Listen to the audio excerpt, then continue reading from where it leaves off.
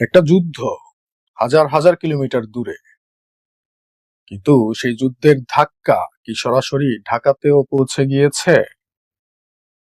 মধ্যপ্রাচ্যে উত্তেজনা বাড়ছে, বিশ্বের তেল সরবরাহ আজ চরম অনিশ্চিত। আর ঠিক এই সংকটময় মুহূর্তে 10ই মার্চ একটি অত্যন্ত গুরুত্বপূর্ণ ঘটনা ঘটেছে। ভারত থেকে বাংলাদেশের জরুরি ডিজেল সরবরাহ শুরু হয়েছে।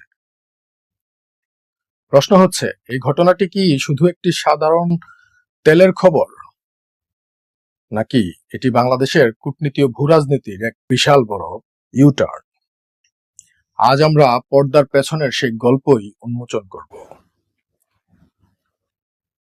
আপনি যদি দক্ষিণ এশিয়ার রাজনীতি, জ্বালানি নিরাপত্তা এবং বাংলাদেশের ভবিষ্যৎ অর্থনীতি নিয়ে একটি গভীর এবং বাস্তব ভিত্তিক বিশ্লেষণ জানতে চান, তবে এই ভিডিওটি আপনার জন্য।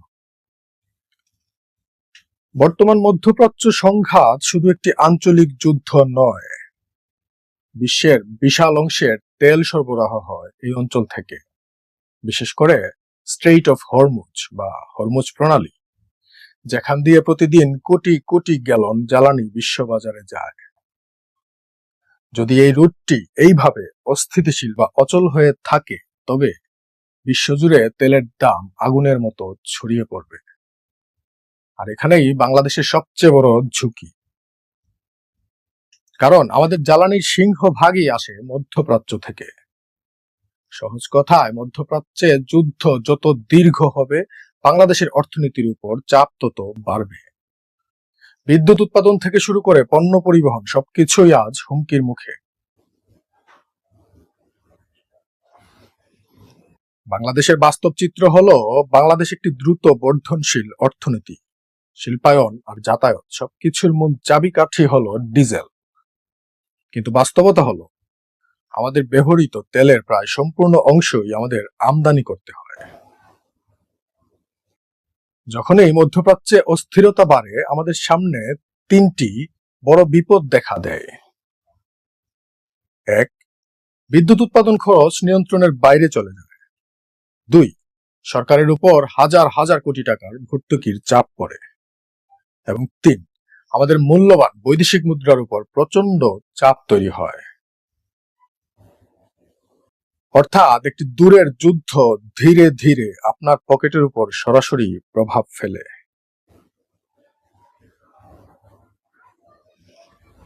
শিলিগুড়ি থেকে সমাধান? ঠিক এই জটিল সমীকরণের মধ্যেই 10ই মার্চ একটি বড় খবর আসে। ভারত থেকে বাংলাদেশের ডিজেল সরবরাহ শুরু হয়। দর্শক, এই ডিজেল আসার পেছনে একটি বিশাল অবকাঠামোর গল্প জড়িয়ে আছে।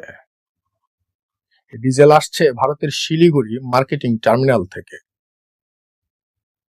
যা সরাসরি বাংলাদেশের পার্বতীপুরে পৌঁছাচ্ছে 131 কিলোমিটার দীর্ঘ বাংলাদেশ ভারত ফ্রেন্ডশিপ পাইপলাইন দিয়ে। এটি কি শুধু একটি পাইপলাইন? এটি শুধু একটি পাইপলাইন নয়, এটি দক্ষিণ এশিয়ার জ্বালানি রাজনীতির একটি গেম চেঞ্জার। এখানেই আসে আসল রাজনৈতিক বাস্তবতা। এই পাইপলাইন নির্মাণের সাহসী সিদ্ধান্ত নেওয়া হয়েছিল শেখ হাসিনার সরকারের সময়। আর যখন বৈশ্বিক বাজারে তেলের দাম নিয়ে হাহাকার, তখন এই পাইপলাইন আমাদের জন্য একটি লাইফলাইন হয়ে দাঁড়িয়েছে। এটি হলো দীর্ঘমেয়াদী রাষ্ট্রনীতির ফল। এই তো কিছুদিন আগে, একটু ফিরে তাকান, এই পাইপলাইন এবং ভারতের সাথে সম্পর্ক নিয়ে দেশের ভেতরে অনেক তীব্র সমালোচনা হয়েছে। কথায় কথায় বলা হয়েছে, শেখ হাসিনা ভারতকে সব দিয়ে দিয়েছে, দেশটাই বিক্রি করে দিয়েছে। কিন্তু আজ সংকটের সময় বাস্তবতা কি বলছে? আজ যখন বিশ্ববাজার অনিশ্চিত, তখন এই অবকাঠামোই আমাদের জ্বালানি নিরাপত্তার ঢাল হয়ে দাঁড়িয়েছে। রাষ্ট্র পরিচালনায় কিছু সিদ্ধান্তের গুরুত্ব আসলে সংকটের সময়ই বোঝা যায়। আবেগ দিয়ে নয়, রাষ্ট্র চলে কঠিন বাস্তবতায়। বন্ধুরা, এখানে আপনাদের কাছে আমার একটি প্রশ্ন। বাংলাদেশের মতো একটি দেশের জন্য কোনটি বেশি জরুরি? কেবল আবেগ প্রসূত রাজনৈতিক স্লোগান, নাকি কৌশলগত এবং বাস্তববাদী আঞ্চলিক কূটনীতি? আপনার যুক্তি কমেন্টে লিখুন। বিষয়টি আপনি কিভাবে দেখছেন? আন্তর্জাতিক রাজনীতির একটি চিরন্তন সত্য আছে, এখানে কোনো স্থায়ী বন্ধু বা শত্রু নেই, আছে কেবল জাতীয় স্বার্থ, স্থায়ী স্বার্থ। বাংলাদেশের জ্বালানি নিরাপত্তা নিশ্চিত করতে প্রতিবেশী দেশের সাথে স্থিতিশীল সম্পর্ক রাখা কোনো দুর্বলতা নয়, বরং এটি একটি প্রোঅ্যাক্টিভ কৌশল। বিশেষ করে যখন সারা বিশ্ব আজ সংকটে টালমাটাল। যদি মধ্যপ্রাচ্যের যুদ্ধ আরো দীর্ঘ হয়, তবে আমাদের সামনে চ্যালেঞ্জ আরো বাড়বে। বিদ্যুতের দাম এবং শিল্প উৎপাদনের ব্যয় বেড়ে যাওয়ার সম্ভাবনা প্রবল। তবে পরিশেষে শিক্ষা একটাই, রাষ্ট্র পরিচালনায় আবেগ নয়, বাস্তববাদী কূটনীতি শেষ পর্যন্ত জয়ী হয়।